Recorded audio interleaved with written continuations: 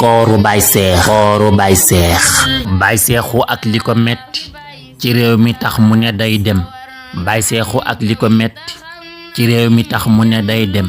waa dëkk bépp a ngi naan ko lu raw ko fuuf ba nga fam jëm xel maa ngi sikki di sàkka li mbëgg moom ana fum am askan wu yewwu ta yaatu am diine fonk ñu xam-xam askan wu yewwu ta yaatu am diine lal ko ci xam-xam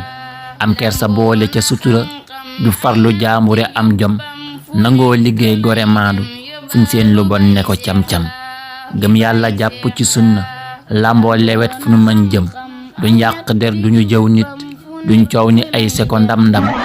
duñ tuur ci mbedd yi fóotit duñ xam dogaale ci lëndëm seen njiit ya it duñu lekk moomeelu ñépp ne xendam am waaju wax ko ne xam na fu mu am mu dal ne ko nañ dem saay dem ba bàq ya naan ko ñii daal taluñ li nga fii lim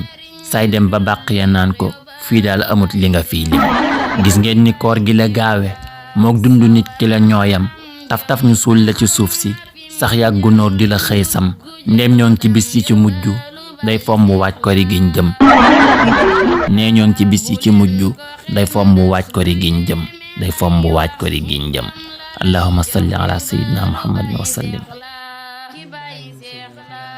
lamboona xam-xam ak ñatti jubbam fu nekk lay dem yóbbalu Baye Seex la ki Baye Seex la lamboona xam-xam ak fu nekk lay dem Boisson La Fraise Fallou Khouma Thiaroye librairie papeterie Cheikh Gaïndé Fatma boutique Délices librairie Xidma Xawdu Business Company